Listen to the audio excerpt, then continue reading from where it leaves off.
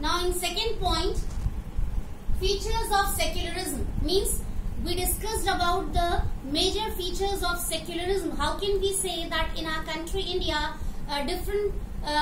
in different ways secularism is going to be followed by the people in a systematic way. So yes, we have some points to prove this one properly. How? People used to give respect to all the religions equally.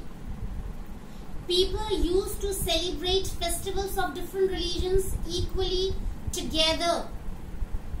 It doesn't matter for them to which religion that festival belongs to. They like to celebrate. And I gave you example also, beta. On Christmas Day, people who are following different religions, they used to like to go to church to do prayers and all for the welfare and goodness of mankind. Then all the people are free to show their deep faith towards their own religion. They can follow all the rituals, customs, tradition, culture freely in the society. And no one can force to anyone to adopt a specific religion. No one can stop to anyone to stop showing faith towards his or her own religion. All are free to adopt any religion according to his or her wish. So it proves that secularism is going to be followed properly in our country India. Next subtopic was India as a secular country. So beta, for this subtopic also we can have same points, means the points which can be the major features of secularism. In India, all the people used to give respect to all the religions equally. People used to celebrate almost all the festivals together. Okay, people are totally free to follow all the rituals, tradition, culture on the basis of their own religion freely in the society. People are free to adopt any religion according to their will and wish. No one can stop to anyone to follow the principles of a specific religion in the society freely. So in this way, we can say that India is a secular country.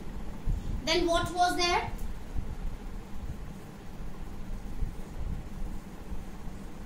Different people facing problems. Different people facing problems on the basis of religion. And who can be these people? Poor people, people who belong to lower classes like SC, ST, OBC, the people who belong to minority sections. Who can be? The people who used to follow the religions like Buddhism, Jainism.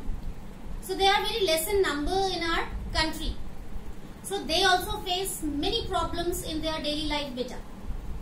And at last, what was there?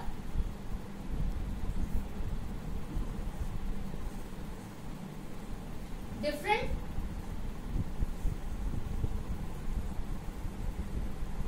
problems. Yes.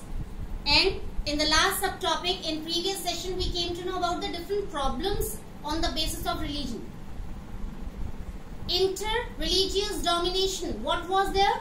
Under inter-religious domination, what happens? The powerful section of the society, especially majority, the people who belong to majority section, they used to dominate the people who belong to other religions or other communities.